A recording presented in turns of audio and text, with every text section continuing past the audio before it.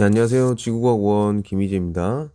자, 오늘은 교과서 22페이지 상부 멘틀의 운동과 플룸 운동에 대해서 배워보도록 하겠습니다. 우린 저번 시간까지 대륙의 분포 변화로 자극의 겉보기 이동에 대해서 배웠었죠. 자, 오늘은 플룸 운동이라는 걸 배워볼 거예요. 자, 플룸 운동은 판 구조론을 보완하기 위해 나온 이론으로서 우리 이 판 구조론의 거의 대미를 장식할 마지막 강좌라고 생각을 하면 됩니다. 자, 첫 번째로 판 이동의 원동력에 대해서 배워보겠습니다. 자, 이것은 판 구조론에 대한 내용입니다. 이 내용은 22페이지 왼쪽에 있습니다. 판 이동의 원동력은 세 가지로 볼 수 있습니다. 첫 번째, 해령에서 밀어 올리는 힘. 두 번째, 섭입하는 판이 잡아당기는 힘. 세 번째, 판이 미끄러지는 힘이 있습니다. 자, 각 힘들을 설명을 해보면 해령에서 밀어 올리는 힘은 말 그대로 그 멘틀 대류의 상승부, 마그마가 상승할 때 그 양쪽의 판에 밀어내는 힘을 작용하여서 이 판을 밀어낸다고 생각을 하면 됩니다. 두 번째, 섭입하는 판이 잡아당기는 힘. 자, 이것은 선생님이 수업 중간에 말했던 것 같은데요. 섭입대에서 이 밀도가 높은 차가워진 판, 연료량이 낮은 차가워진 판이 그 무게로 인해서 가라앉게 되고 연약권으로 가라앉게 되고 그걸 따라서 뒤에 있는 판들이 줄줄 연결되어 있는 판이 줄줄줄 이렇게 따라오는 마치 컨베이어 벨트를 연상시키는 그러한 모습이라고 보면 됩니다. 그래서 차고 무거운 암석권이 가라앉으면서 판을 양쪽으로 끌어당긴다겠죠. 자, 세 번째, 판이 미끄러지는 힘. 이것은 그림으로는 그렇게 표현 안 되어 있지만 해령이 가장 수심이 낮고 그리고 해령에서 멀어질수록 수심이 깊다고 알려져 있습니다. 자, 그림을 그려보면 뭐 이렇게 그릴 수 있겠죠? 이런 식으로. 그래서 해령 근처로 갈수록 높이가 높고 그 다음에 해구로 갈수록 높이가 낮으니까 이렇게 마치 미끄럼틀 타듯이 이렇게 판이 미끄러진다라고 생각을 하면 됩니다. 그래서 이 세 개의 힘을 판 이동의 원동력이라고 과학자들은 보고 있습니다.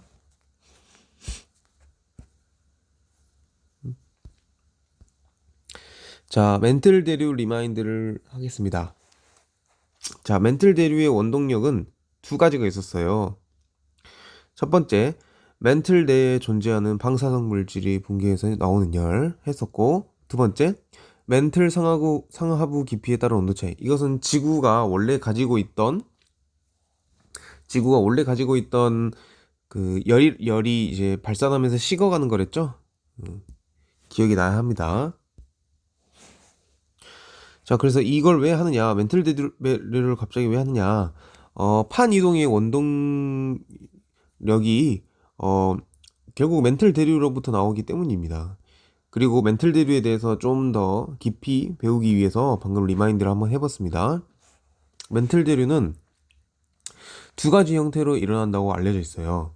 첫 번째, 멘틀에서만 일어나는 경우, 두 번째, 멘틀 전체에서 대류가 일어나는 경우가 있습니다. 교과서 22페이지 아래에 사진을 보면 나와 있는데, 자, 오른쪽 그림부터 보면 상부 멘틀에서만 대류가 일어나는 경우를 보면 우리가 상부 멘틀이라는 것은 어디냐면 우리가 앞에서 배웠던 멘틀 상부, 그러니까 딱딱한 멘틀 있죠? 지각 바로 밑에 있는 딱딱한 멘틀과 연약권을 합쳐서 우리는 멘틀 상부라고 합니다. 이런 멘틀 상부 멘틀 상부가 아니라 상부 멘틀이라고, 상부 멘틀에서만 대류가 일어나는 경우가 있다고 생각을 하고 있고, 그리고 또 왼쪽 그림처럼 멘틀 전체, 그러니까 멘틀의 맨 위부터 외핵과의 경계면까지 멘틀이 전체적으로 대류가 일어날 수도 있겠구나라고 생각을 하고 있습니다. 자, 어찌됐든 간에 중요한 건 무엇이냐? 어떤 경우이든 멘틀 대류로 해저가 확장이 되고 섭입대가 형성되는 것을 설명할 수 있다. 그렇죠. 자, 그림을 보면 멘틀 대류의 윗부분, 자, 어디를 보냐면 이 부분을 보면 이 부분을 따라서 아까 배웠던 이 판 이동의 세 가지 원동력이 메커니즘이 작용이 되어서 이렇게 판들이 이동한다고 볼 수 있습니다. 자, 근데 실제로는 지금까지 알려진 연구 결과로는 어떤 것들이 있냐 볼게요. 실제로는 판 운동의 메커니즘이 아주 정확하게 밝혀져 있지는 않습니다. 저 교과서의 내용을 보면 멘틀 대류가 판의 이동에 중요한 역할을 하고 있어요. 방금 본 것처럼. 근데 구체적으로 멘틀 대류의 발생 범위와 작용하는 힘에 대한 연구는 아직 여전히 진행 중이다라는 겁니다. 아까 맨 처음에 배웠던 세 가지 힘 있죠? 그 세 가지 힘이 대체 얼마나 어느 정도 비중으로 이렇게 작용이 되는지 사실 몰라요. 자, 그리고 자, 이것은 선생님의 전공책 더 다이내믹 에러스 그 갑자기 책의 한글 이름이 생각이 안 나네요. 생동하는 지구 책에 발췌를 해왔습니다. 계산 결과에 의하면 각 메커니즘들은 뭐냐면 아까 말한 세 가지, 그 판 이동의 원동력 세 가지입니다. 메커니즘들이 어느 정도 판의 운동에 기여를 하는 것으로 나타났으나 전체적인 과정은 우리가 현재 알고 있는 것보다 훨씬 복잡할 가능성이 있다. 즉 모른다는 겁니다. 아직 모른다는 겁니다. 자, 그리고 또 이 판 구조에는 한계가 있어요. 자, 왼쪽 사진을 보면 이 색깔별로 칠해진 게 다 각기 다른 판들입니다. 그래서 노란색 판을 보면 바로 태평양판입니다. 노란색 판은 파시픽 플레이트, 적도가 보이고요. 그 다음에 여기 미국이 보이네, 북미. 그 다음에 여기 우리나라가 있는 동북아시아 있습니다. 그 다음에 여기 호주가 있네요. 이렇게 태평양판이 있는데 여기서 봐야 될 게 뭐냐면 하와이라고 표시된 부분을 봐보세요. 바로 이 부분, 하와이라고 표시된 부분을 보면 판의 한가운데 하와이가 위치하고 있습니다. 근데 여러분들 알다시피 하와이는 어떤 섬이죠? 바로 화산섬입니다. 화산섬. 화산은 뭐다? 화산은 지각 변동이다. 근데 우리가 판 구조론에 따르면은 지각 변동은 어디서 일어난다 했어요? 판의 경계에서 일어난다고 했습니다. 판의 경계에서. 근데 하와이는 어디 있어요? 판의 경계가 아니라 판 한가운데 있죠? 그래서 판 한가운데에 있는 지각 변동을 설명할 수 없다는 단점이 있는 거예요. 한계가 있는 거예요. 그게 바로 판 구조론의 한계입니다. 그리고 또 하와이 섬은 진짜 빙산의 일각입니다. 자, 왜 빙산의 일각인지 봅시다. 자, 이 지도는 교과서 23페이지 오른쪽 위에 나와 있는 지도인데, 자, 하와이 열점이라고 표시된 곳이 우리가 알고 있는 하와이 섬이고, 하와이 섬뿐만 아니라 이렇게 섬들이 열지어져 있는 열도가 이렇게 길게 바닷속에 있습니다. 이렇게 빨간색 선을 따라서. 그리고 이 열도, 즉 해산들, 그리고 평정 해산들이 일직선으로 줄지어 있는 것도 좀 이상하고, 그리고 이런 것들을 해산을 뭐라면 엠퍼러 해상군 혹은 하와이 열도라고 합니다. 또 나이의 특성을 한번 보자면 제일 위에 있는 디트로이트 해산이라는 걸 보면 숫자가 나와 있죠. 이 숫자가 뭐냐면은 100만 년 전입니다. 그러니까 100만 년, 1000만 년, 8100만 년 전에 디트로이트 해산이 만들어졌다라는 거죠. 근데 나이가 이렇게 아래로 갈수록 디트로이트 해상부터 하와이 섬까지 갈수록 나이가 젊어진다라는 사실이 밝혀졌습니다. 자, 섬들이 열지어서 있는 것도 좀 이상하고, 그리고 그런 나이들이 제각각이 아니라 뭔가 규칙을 가지고 나이가 점점 젊어진다는 것도 좀 이상해요. 그래서 이러한 그리고 이상한 점이 한두 개가 아니죠. 또 판 한가운데 어떻게 화산이 생길 수 있느냐, 그것도 좀 이상하고요. 그죠? 그래서 그것을 설명하는 가설을 어 그러니까 그런 가설을 설명하는 동영상을 선생님이 가져와 봤습니다. 한번 볼게요. 음, 여기서 조정동사. Some form instead in the interior of a plate. 처음으로 Not 가볼게요. all volcanoes form at plate boundaries.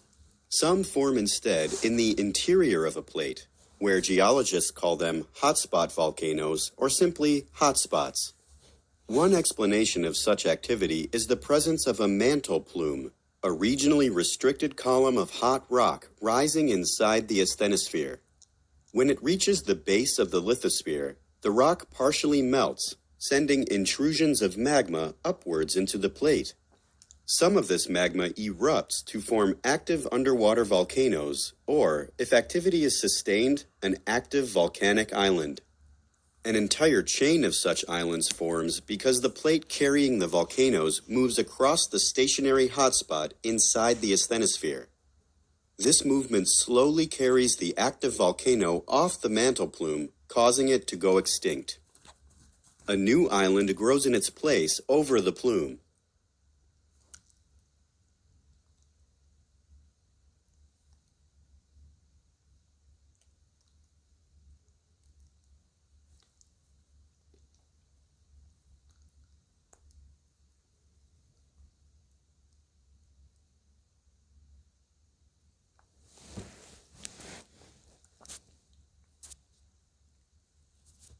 Experience significant erosion. With time, former hotspot islands turn into smaller, shallow islands and ultimately become underwater seamounts.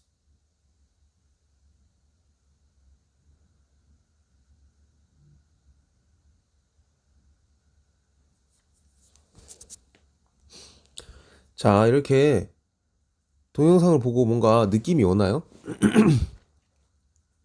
자, 보면은 어떻습니까? 자, 맨 위에 움직이는 판이 보이죠? 리소스페릭 멘틀, 그 다음에 오션 크러스트.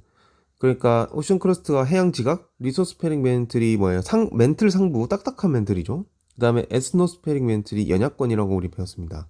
자, 이렇게 판의 경계가 아닌데 이렇게 화산이 폭발할 수 있었던 것은 이 동영상에서는 그냥 판의 경계가 아니어도 이 마그마가 상승하는 이 부분이 있을 것이다 라고 설명을 하고 있고, 그리고 이 마그마가 상승하는 부분은 고정되어 있는 채로 그 위에 있는 판이 움직인다면은 아까 하와이 섬을 비롯한 엠퍼러 해상군, 그리고 하와이 열도 같은 섬의 나이와 그렇게 열 지어져서 있는 이유가 설명이 된다라는 것을 이 동영상에서 말해주고 있습니다.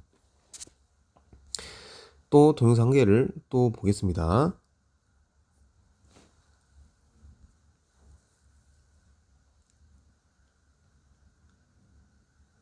자, 동영상을 보면서 봐보죠. 에스노스피어가 연약권이죠. 이 연약권에서 플룸이라고 써져 있는 이러한 노란색 기둥이 마그마 기둥입니다. 이 마그마 기둥은 가만히 있는데 비해 이 위를 움직이는 판은 이 위를 계속 움직이고 있죠. 컨베이어 벨트처럼. 그죠? 그래서 계속 판은 움직이는데 그 위로 마그마가 계속 올라오니까 섬들이 연속적으로 생성되고 있다는 것을 볼 수 있습니다.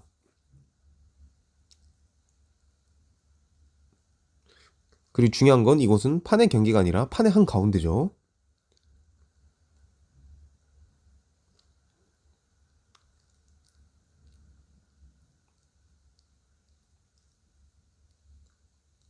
자, 이게 실제 하와이 열도의 그 이름들을 나타내는 겁니다. 하와이 열도에 있는 그런 화산이나 섬들의 이름을 나타내는 것입니다.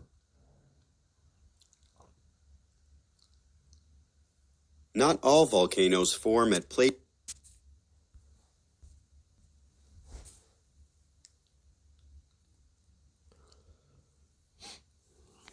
자, 봤죠? 이러한 가설을 통해서 우리는 앞에서 배운 이상한 점, 판의 경계가 아닌 곳에서 어떻게 화산이 만들어지는지, 그리고 두 번째, 어떻게 이러한 해산들과 화산섬들이 열을 지어서 만들어지는지, 그리고 세 번째, 그리고 어떻게 나이가 이렇게 규칙적으로 하와이 섬으로 갈수록 나이가 젊어질 수 있는지, 그것을 모두 다 설명할 수 있는 가설을 동영상을 통해 봤습니다. 자, 이러한 가설을 정리해서 우리는 이제 플룸 구조론을 배워볼 텐데요. 플룸 구조론을 배우기 앞서서 이러한 가설이 실제로 맞는지 아닌지, 확인하는 것을 배워보도록 하겠습니다. 바로 지진파 단층 촬영법인데요. 자, 이게 뭐냐면 아까 우리가 동영상에서 봤을 때는 마그마가 그러면은 하와이 밑에서는 마그마가 계속 올라오고 있어야겠네. 그걸 어떻게 알아? 그걸 증명해야 되는 거 아니야? 라고 이제 생각을 했어요. 그래서 이 지진파 단층 촬영법이라고 해가지고 지진파를 관측을 해서 지하 깊은 곳에서 정말로 마그마가 올라오고 있는지 안 올라오고 있는지를 그 확인하는 그런 것을 관측하는 그러한 방법을 사용하였습니다. 자, 이 그림을 보면 아주 중요한 그림인데요. 23페이지 아래에 있는 그림입니다. 자, 여러 가지 알록달록한 색깔도 보이고, 그리고 여기에 하와이가 보이고, 아이슬란드, 남태평양, 남인도양, 아프리카가 보이네요. 자, 이러한 곳에서 지진파 단층 촬영법을 시행하였습니다. 자, 이 그림을 보면 깊이가 나와 있는데 이 깊이 다 깊이가 아주 깊죠. 자, 2500km라면 어디까지냐면 멘틀의 끝부분까지예요. 이 2500km 아래 부분은 뭐가 시작이 되냐면 핵이 시작되는 겁니다. 핵. 엄청나게 깊은 깊이죠, 지금. 그리고 이 색깔들이 나타내는 것은 무엇이냐? 자, 빨강은 바로 지진파 속도가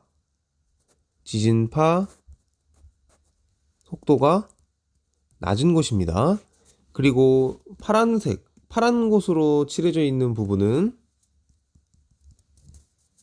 파랑은 지진파 속도가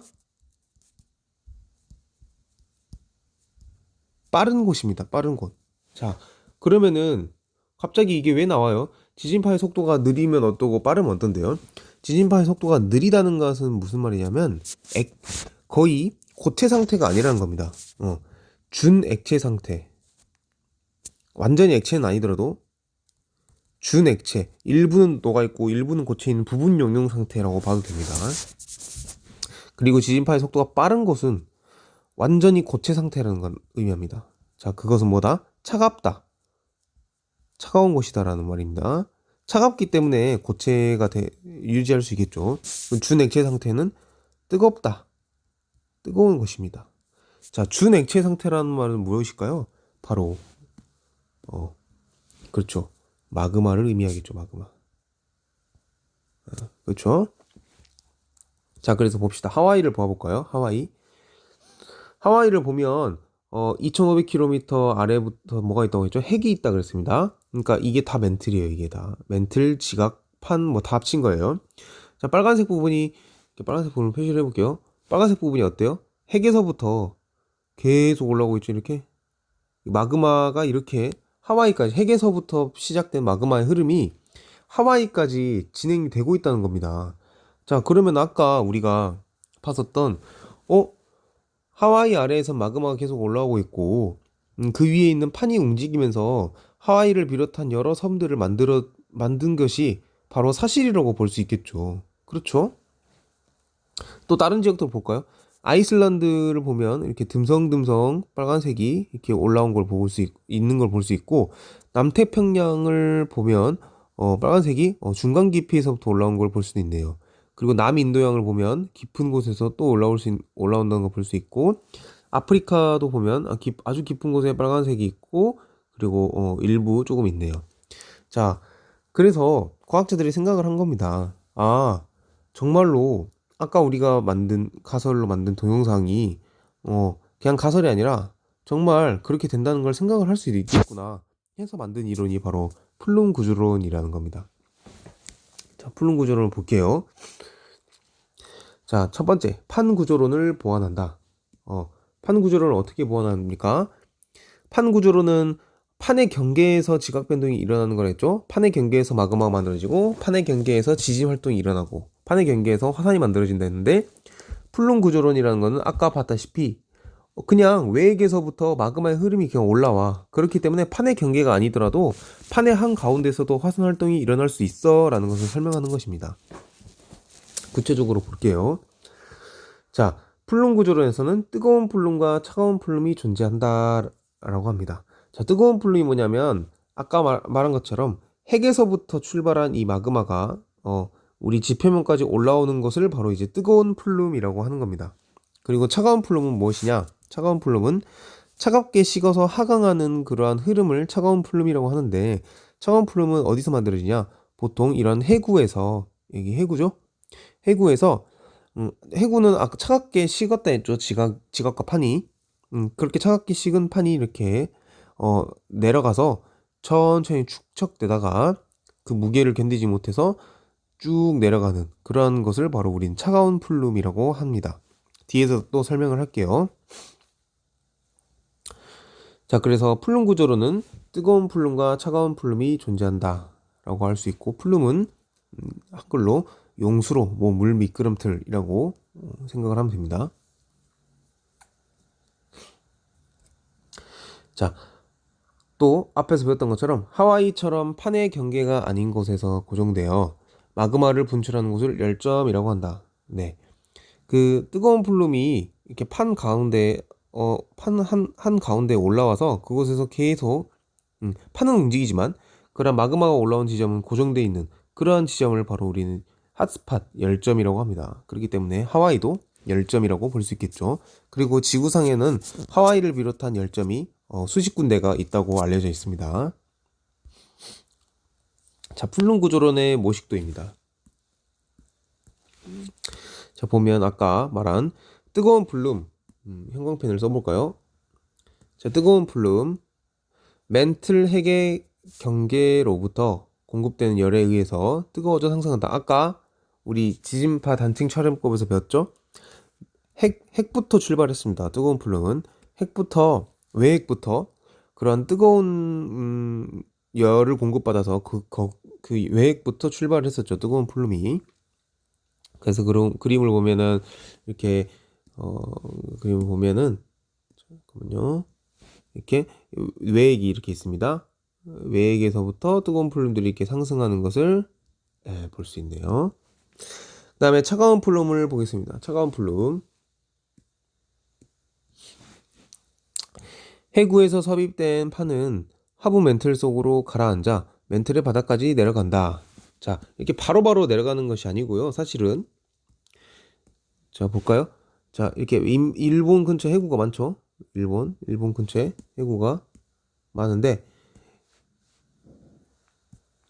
일본 근처에서 계속 이 차가운 판들이 계속 축적이 됩니다. 천천히 축적이 되다가 그 무게가 아주 무거워지면은 이렇게 쑥 내려가게 됩니다. 여기서도 계속 축적이 되다가 섭입이 되면서 계속 축적이 되다가 이렇게 무게가 무거워지면 쑥 내려가게 됩니다. 그러한 차가운 판의 흐름, 그것을 우리는 바로 차가운 플룸이라고 합니다.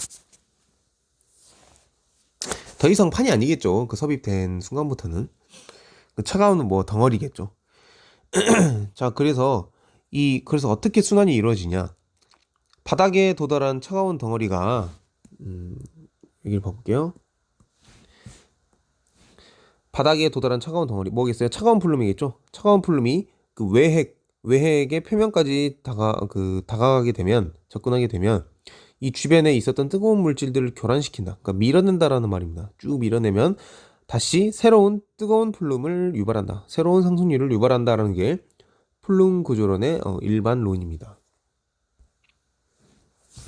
자, 그래서 과학자들은 판 구조론과 플룸 구조론을 동떨어진 이론이라고 생각하지 않고 제목처럼 판 구조론과 플룸 구조론의 하모니 두 개를 조화롭게 이용하기 시작했습니다. 판 구조론은 우리가 앞에서 배웠던 대로 멘틀 대류로 인해서 판이 이동하는 것을 설명을 했고, 그리고 판 구조론은 주로 판의 수평 이동을 주로 설명하는 이론이었습니다. 그래서 판의 경계에 나와 있는 해령, 해구, 변화단층을 아주 훌륭히 설명을 해주었습니다. 그리고 플룸 구조론은 판의 섭입 후를 설명을 하게 되는 거겠죠. 판의 섭입 후를 설명을 하고, 또 뜨거운 플룸, 차가운 플룸과 같이 지구 내부에 존재하는 대규모의 수직 운동을 설명하는 이론이 되었습니다. 그래서 판 구조로는 설명하지 못하는 이 판 가운데 있는 열점을 설명할 수 있었고, 그리고 이 지진파 단층 촬영법으로 밝혀낸 지구 내부의 뜨거운 흐름과 차가운 흐름인 뜨거운 플룸, 차가운 플룸에 대해서 설명을 하는 이론이 되었습니다. 그렇게 판구조론과 풀룬구조론은 현재 이렇게 서로 혼용되고 그리고 서로 보완을 서로 상호 시켜주면서 아직도 연구가 진행 중이라는 것을 우리가 배워볼 수 있었습니다. 자, 그래서 교과서를 보면 25페이지에 있는 표를 보면 상부 멘틀의 운동과 플룸 운동에 대한 표가 나와 있는데 이 부분도 함께 보면서 공부를 하면 우리 여러분들 이해를 쉽게 할 수 있을 거라고 선생님이 생각을 하겠습니다. 자, 그래서 마지막인데요. 자, 25페이지 아래를 보면 한반도 주변의 지하 열분포, 이것도 아까 말했던 토모그래피, 그러니까 지진파 단층 촬영법으로 나타낸 건데 한번 봐볼까요? 자, 왼쪽 그림을 보면 아이고 잘못됐네요. 빨간색으로. 자, 가 지역, 나 지역이 있는 걸 보고 그리고 이렇게 선을 한번 쭉 그어봅시다. 선을 그어보면 이 선을 따라서 지진파 단층 촬영을 했다는 겁니다. 자, 일본이 이렇게 있고 우리나라 위쪽이 백두산 쪽에 있는 걸 보이고 그 다음에 중국, 그 다음에 몽골까지 있는 걸 보이네요. 그래서 이 단면을 지진파 단층 촬영을 했더니 어떻게 보였느냐. 자, A부터 볼까요? A는 뭐라고 나와 있습니까? A는 섭입하는 태평양판을 나타내는 것이다. 그렇죠. A의 섭입하는 태평양판. 자, 일본 근처를 말하는 거겠죠, 당연히. 일본 근처 이렇게. 자, 색이 어떤 색입니까? 색에 집중. 색이 푸른색이죠. 푸른색이 뭐라 했어요? 지진파의 속도가 빠른 곳이라 했습니다. 빠른 곳. 지진파의 속도가 왜 빠르냐? 바로 고체로 되어 있기 때문에, 완벽한 차가운 고체로 되어 있기 때문에. 그래야지 지진파 속도가 빠르거든. 차갑기 때문에, 그리고 판이 섭입돼서 내려가고 하강하고 있는 거겠죠. 그런 부분이 보이는 겁니다.